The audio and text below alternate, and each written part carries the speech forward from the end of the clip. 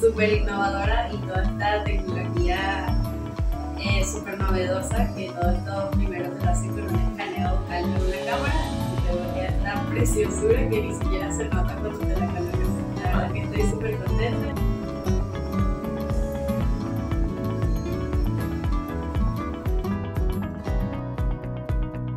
Mi paciente Maeva les está hablando de otro tipo de férula que estamos ofreciendo para minimizar las consecuencias del bruxismo.